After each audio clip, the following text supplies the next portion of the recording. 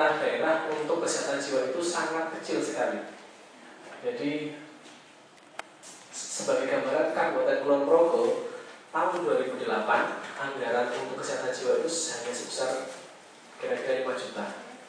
Jadi sangat mengerikan sekali. Jadi begitu Puskesmas Galur dapat dana dari kita, dari Gracia, mereka kaget kok bisa berpuluh-puluh kali lipat dari yang anggaran kabupaten itu. Ya, lanjut. Ya, latar belakangnya adalah ini bahwa Undang-Undang 23 nomor tahun 92 kita mencanangkan Indonesia Sehat 2010. Indonesia 2010. Kemudian tujuan pembangunan kesehatan jiwa adalah meningkatkan derajat kesehatan jiwa dengan cara menyadarkan masyarakat. Tadi sudah dibahas di depan bahwa tidak mungkin kita fokusnya pada hospital, pada rumah sakit, karena makin hari penderita gangguan jiwa makin banyak, prevalensinya makin meningkat, kemudian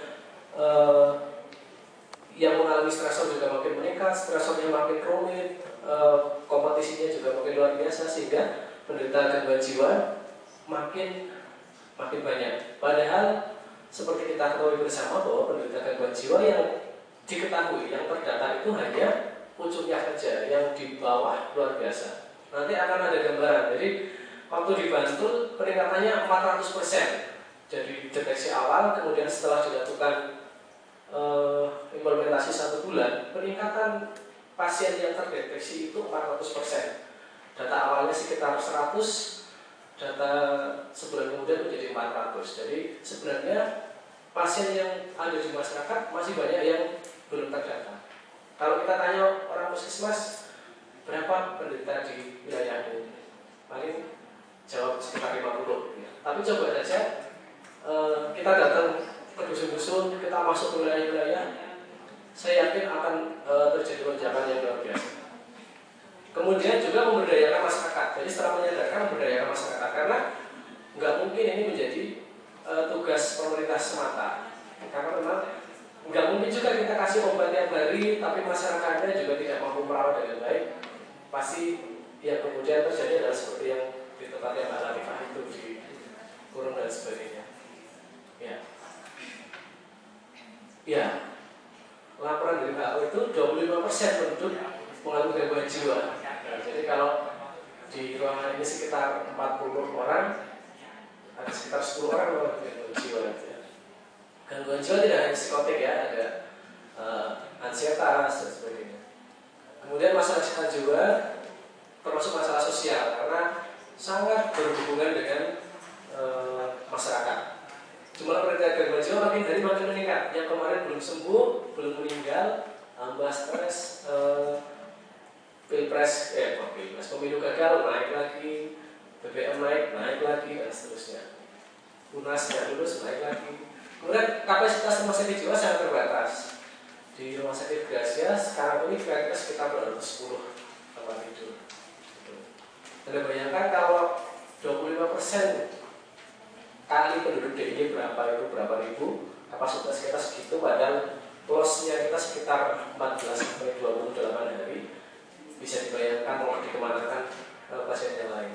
Kemudian juga kita punya gangguan jiwa bahwa tidak hanya kuratif, tapi di situ ada rehabilitatif dan ada juga preventifnya. Kemudian visi dan misi Gracia mungkin tadi sudah disampaikan oleh Bu Direktur bahwa kita memang kita pengen masuk di situ. Iya, pengorganisasian masyarakat yaitu sebagai target pelayanan dan pengorganisasian tenaga perawat secara fungsinya untuk memberikan pelayanan kepada masyarakat. Sebenarnya waktu kita pertama kali menghadapi ini ada masyarakat, kita mau apakan di masyarakat, gitu ya. Itu kita serba salah, kita bingung kita mau ngapain, kita pindah rumah sakit, apakah kita berhak masuk ke dusun-dusun. Kemudian yang puskesmas, itu kan jiwa, itu tugasnya rumah sakit jiwa, serba enggak ya.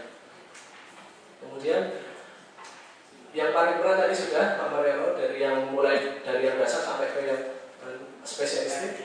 Lanjut. Ya, gambar ini akan selalu muncul di setiap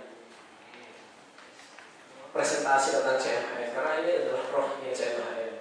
Konsep dasarnya adalah bahwa makin makin ke atas itu makin spesialistik, makin khusus, dan makin butuh biaya tinggi. Sehingga diharapkan yang ke atas itu, yang dirawat di rumah sakit jiwa itu adalah pasien-pasien yang betul-betul memang butuh dirawat di rumah sakit jiwa. Pasien-pasien yang sebenarnya masih bisa ditangani di rumah, biarkan di rumah. Yang masih bisa dirawat di rumah sakit daerah, rawat di rumah sakit daerah. Yang dirawat di sini adalah yang betul-betul membutuhkan. Ya. Terus aja.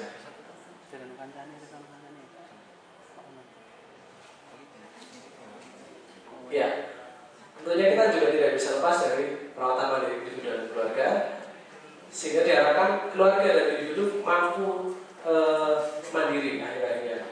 Jadi dengan 5 tugas perkembangan keluarga tadi, diharapkan keluarga bisa mandiri dalam hal kesehatan jiwa. Kemudian pasien juga diharapkan dari yang tadinya mengalami kemunduran fungsi itu bisa menjadi mandiri. Seperti tadi dicontohkan Pak Mariono, ada seorang penderita skizofrenia yang kita tahu penderita skizofrenia pasti akan mengalami kemunduran fungsi, tapi dengan intervensi tertentu kita bisa mengoptimalkan fungsinya sehingga dia bisa seperti jualan pisang, banyak beli dan sebagainya. Di Galur ada penderita psikotik juga yang sekarang dia bisa ikut batik dan keluarganya luar biasa terima kasih kepada tim kita. Kemudian ada juga yang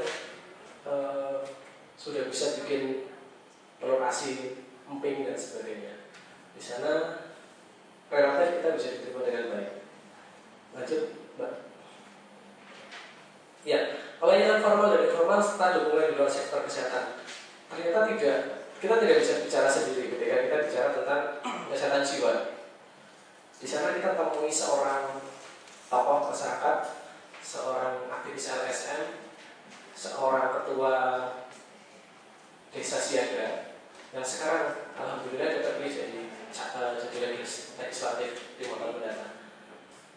Antusias sekali beliau terhadap program-program kita. Cuman akhirnya pertanyaannya adalah apa bedanya gangguan jiwa dengan kesurupan gitu, dengan kesurupan. Tentunya itu beda perspektif gitu ya. Dan akhirnya kita bisa jalan bersama bahwa silahkan dari tim kesehatan bikin pelayanan kesehatan, beliau bikin pelayanan dari yang pengobatan alternatif gitu. Tapi artinya kita tidak juga bisa harus kamu tidak boleh seperti itu karena di jiwa itu sangat kompleks sekali, bahkan sugesti pun kadang-kadang bisa menyembuhkan gitu ya, bisa membuat seseorang menjadi normal kembali. Kalau yang di puskesmas saya pikir paham sekali, ibu-ibu datang mesti langsung minta suntik gitu ya. Ketika disuntik, padahal yang kita suntikkan sebenarnya mungkin berbeda dengan apa yang dianjurkan, tapi ternyata sembuh. Misalnya seperti itu. Ya, ini yang tadi lanjut. Ya, pengorganisasian masyarakat dalam perawatan kesehatan jiwa komunitas. Tadi yang sudah dibahas oleh Bu Hakim tentang perawat kesehatan jiwa komunitas, kemudian perawat komunitas dan masyarakat akan bekerja sama.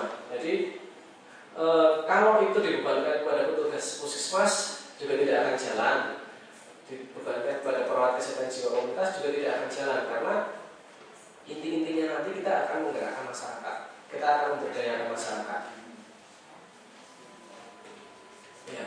Kemudian tugasnya perawat kesehatan jiwa masyarakat dan perawat komunitas itu adalah yang pertama mengidentifikasi kebutuhan dan masalah dan sumber daya di masyarakat. Kebutuhannya apa sih di lingkungan tempat kerja mereka, kemudian masalahnya apa, sumber daya yang mungkin bisa dimanfaatkan apa dan sebagainya. Kemudian dikelompokkan masyarakat itu, mana yang sehat, mana yang sakit, mana yang berisiko, dikelompok-kelompokkan. Jadi peran tersebut paham betul, tahu betul ketika ditanya berapa anggota masyarakatmu yang mengalami gangguan jiwa, ini langsung keluar data sekian ratus. Berapa yang dalam kondisi rentan, sekian ratus. Berapa yang sehat jiwa, sekian ratus. Jadi ketika ada program penyuluhan misalnya atau program-program yang berkaitan dengan kesehatan jiwa, perawat tersebut sudah pas menyalurkannya. Misalnya ada kegiatan tentang penyuluhan